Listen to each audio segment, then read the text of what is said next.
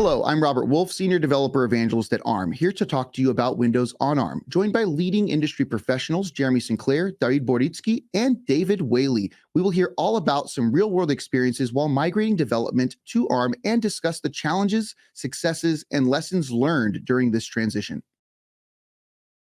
I want to give a call out to all the developers and the companies. Windows on ARM, it's here. It's mature.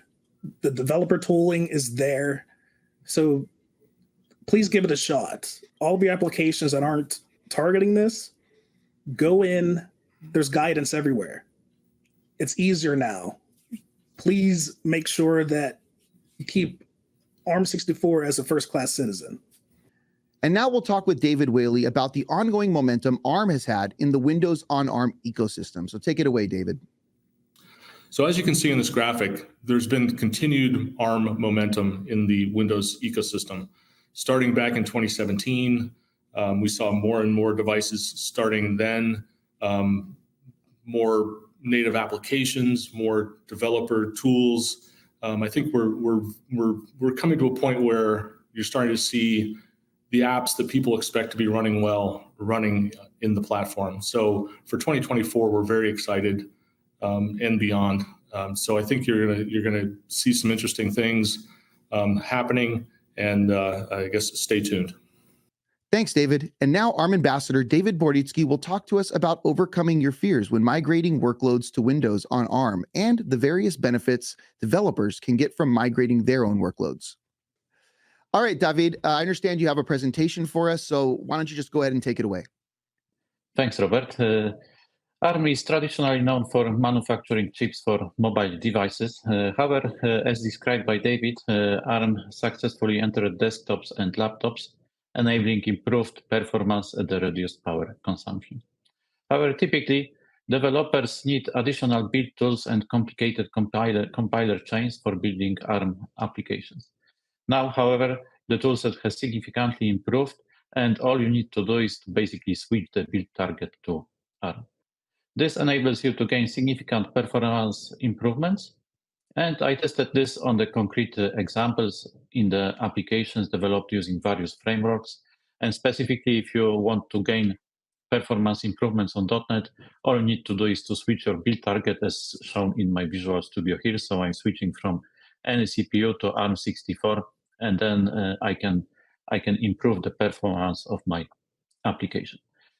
And here are some concrete examples in the applications I developed for the Windows Presentation Foundation. So what I did here, I simulated the typical calculations one need to perform in the machine learning models, like a vector multiplication. I tested it for the various vector lengths, and here you see the comparison of running the same app on the native ARM and also emulated. So the native one is on the right, and we see like about 30% decrease in the computation time for all cases, which proves the ability of the ARM machines to improve the calculation efficiency. And even more importantly, major software developers and major software companies, including Google, are now taking advantage of the ARM64. And importantly, recently they have published the Google Chrome app that was compiled for ARM64. And I also tested this.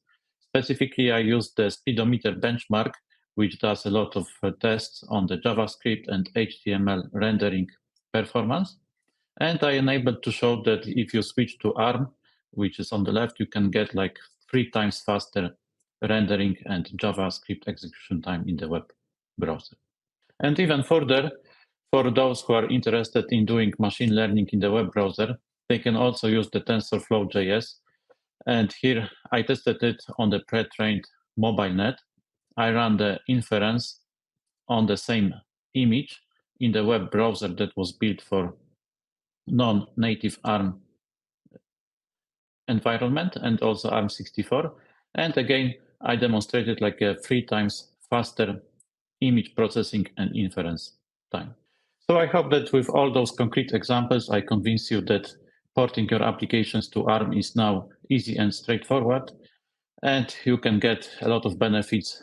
Specifically, you can significantly accelerate your application and also improve the performance and battery efficiency. Awesome. Thank you, Dawid. And now we'll speak with Jeremy Sinclair about his personal experiences porting applications to Windows on ARM. All right, Jeremy, I understand you have a nice little presentation for us as well. So let's see what you got. Everyone knows the Brave browser. One weekend I had a fun idea to see if I can port this to run natively on ARM64 within Windows. There was a lot of process to it. It took me many trial and error, lots of failures, but it required me understanding the build process from the source code and how it differed from Chromium's build process. I actually had to build this on another device because building anything Chromium-based would take forever. But mostly my process was going through and searching through the configuration files, the C++, and all of the project files for anything that said x64, replacing it with ARM64, building, trying again. And since I noticed that they were using Rust, I went and searched through the packages to see if any of them had ARM64 versions built for the packages. So going through those packages and replacing those, making sure everything built properly, I was finally able to make a native build of Brave for Windows on ARM. And I'm actually happy to say that Brave browser themselves, they've released Brave browser for Windows on ARM. So it's out there now, so you can download this. My other fun experience was with 𝗦𝗲𝗀𝗏. I use this tool a lot. I still use it daily for deciphering .NET binaries. This was one that I thought would be a fun challenge because they posted that 𝗦𝗲𝗏𝗏 7 supported .NET 5. So what I thought to do was, let's see if I can knock this out in a day. And I did. So I added ARM64 to the CS proj and the solution. I made it very hacky. I just replaced everything that said x64. I added .NET 6 targeting, built it, and it worked. And the reason I was able to do this is because by this time, .NET 6 was fully supporting ARM64 in Windows. So the entire .NET SDK, I didn't have to do anything but change the targeting, and then it worked. DNSpy, this was another one. It's very similar to 𝗦𝗲𝗏𝗏, but this one I ported over for a specific reason, is because it has the ability to debug live executables running. So this one I used for debugging running applications to see if I could actually step through them and looked at the debugger output. And I was really shocked to see this run. And this was another one that all I had to do was add ARM64 to the project and solution, search, swap things out, test, build, and run. The tooling is there, so I didn't have to make much effort. 𝗦𝗲𝗏 is a Windows app that is used for tracking anime watched through different services. I use it on my main desktop, but once I started using my Surface Pro X, I wanted to see this run natively. This one was a little bit of a challenge because it mixes C++ and has separate libraries that it pulls in. So I did the same thing as I do with my other attempts. I search for everything that says x64, replace it with everything that's ARM64, add the project targeting and the configuration. This one was a little more difficult because I had to update if-def statements. But overall, once I reached success, it was nothing different than the x64 build, and it ran significantly faster. And now this is available for ARM64. Dapper, this one is showing what I decided to pull off with WSL2, because the concept of Linux containers, You could run those in WSL2. I hacked together this little example of showing Dapper running with service D support. And I believe I had Kubernetes running on this also because that's a requirement. But this is all running from my Surface Pro X. All of this. So this isn't an x64 device at all. This is all running natively from my Surface Pro X. And essentially all I had to do was load up WSL2, change a few things to have it target things properly. I ran the container, ran everything that was needed from the instructions, and I have a Dapper dashboard. Wow. So Jeremy, I mean, it looks like you've been doing a lot of porting of applications over to Windows on ARM. And I did also hear, though, that you did some work with Microsoft PowerToys. Maybe you could speak a little bit to this. Yes, Microsoft PowerToys. This is one of my favorite and most challenging porting effort at the time that I made this happen. So here's me on my Surface Pro X. I noticed that there were issues with PowerToys running with x64 due to some different configuration, and I really wanted to use it. So I decided over a weekend that I would just take a chance to see the effort in porting this over.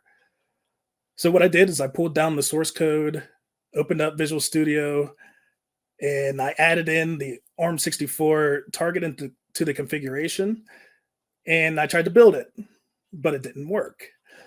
And this is because there was a mix of many different things in the solution. One, they were targeting .NET Core 3.1. They were also using C++ CLI and UWP. So at that point in time, we didn't have a .NET Core 3.1 SDK for ARM. But as luck would have it, I decided to build .NET Core 3.1, and I had the libraries from one of my previous attempts on my Pro X. So I did a little tinkering to make that work. Luckily, .NET Framework 4.8.1 was out. I needed that due to some of the targeting. So I had to switch things around. I, kind of ripped things apart and hacked it together, replaced x64, ARM64. I build the solution, and I try a few apps, and they worked. So from there, I was just ecstatic. But it did take a little bit more alignment to get to a complete solution.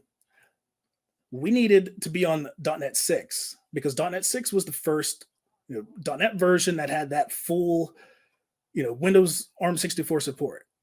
So once we got .NET 6 updated, incrementally we needed to get off of UWP and then move to WinApp SDK.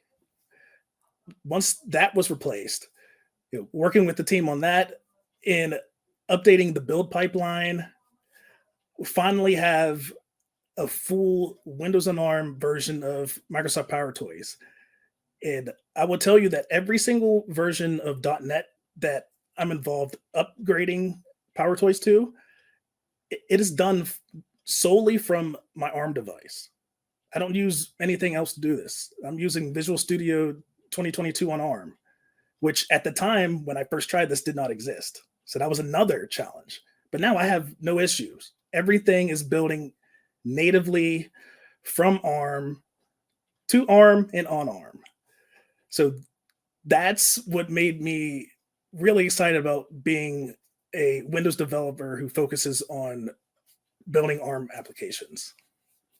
All right. Well, thank you very much, gentlemen, for participating in this video today. And it really looks like the app ecosystem for Windows on ARM is maturing greatly over these last few years.